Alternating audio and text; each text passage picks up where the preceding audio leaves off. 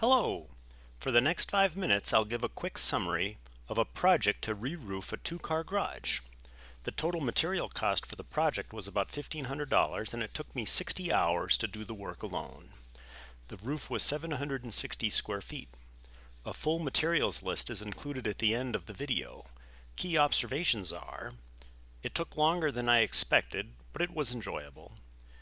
A nail gun would have made things faster. So would a lift to hoist shingles to the roof. A dry climate benefited the job because I didn't have to rush. A two-car garage is about as big of a project as I would want to tackle alone.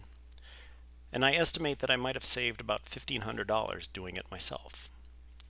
Here is the roof before and after the project. You can see many tabs blown off before due to hail damage over the years. A lot of granules were rubbed off the shingles too.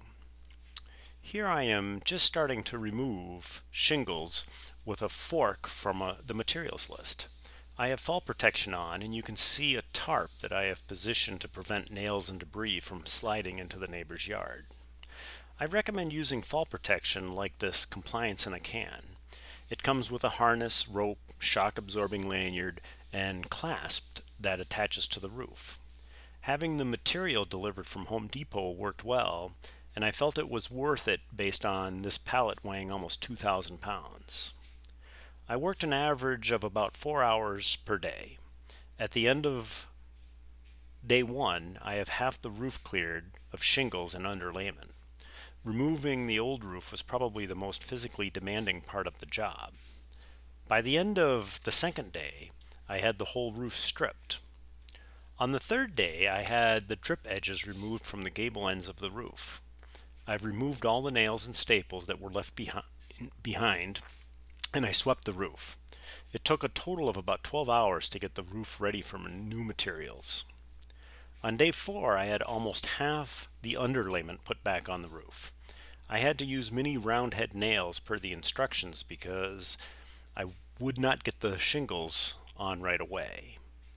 By day 5, I had almost all the underlayment on using almost 1,300 fasteners, all put in by hand. By day 6, I had the last of the underlayment on the ridge, and I had reinstalled the drip edges. I reused the drip edges, but maybe I should have put on new drip edges because there were a lot of holes in the used ones. It was a total of 12 additional hours to install the underlayment and drip edges for one person. On day 7, I had the starter strips partially installed and the first 6 courses of shingles started. I was working from an 8-foot step ladder for the lower courses, which was slow because I had to keep moving the ladder. I got another 6 courses down on day 8. It was slow going, but this was the first time installing shingles in a long time. Crouching over was uncomfortable. Not having a nail gun slowed things down, but I didn't want to buy a nail gun for only one job. Foam mats went a long way to making the job more comfortable. The thick mat was nice for kneeling on. I used the thinner mats to protect the shingles from my feet so I wouldn't scuff off too many granules. The internet links I found indicated flat-bottom shoes were good for roofing, for traction, and to protect the shingles. These old sneakers worked well. I got 12 more courses laid down on day 9. It was going a little bit faster, but 12 rows in a day was enough to tire me out.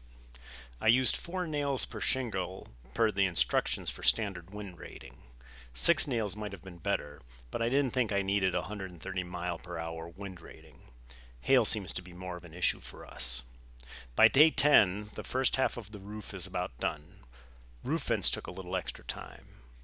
Starting on the second side by day 11, getting shingles on the roof was heavy work. A full bundle is about 70 pounds, which is more than half my weight. I was worried about falling off the ladder and decided to carry 6 shingles at a time up the ladder. The first 6 courses on the second side by day 12. The wind came up the night before, so I had to wrap loose shingles in saran wrap to keep them from blowing off the roof. 12 more courses done by day 13, which is about my limit for a 4-hour day. I was short a few feet of starter strips, so I used a shingle flipped over and trimmed to fill the gap. That isn't ideal, but I didn't want to buy another $60 bundle for what would be mostly wasted.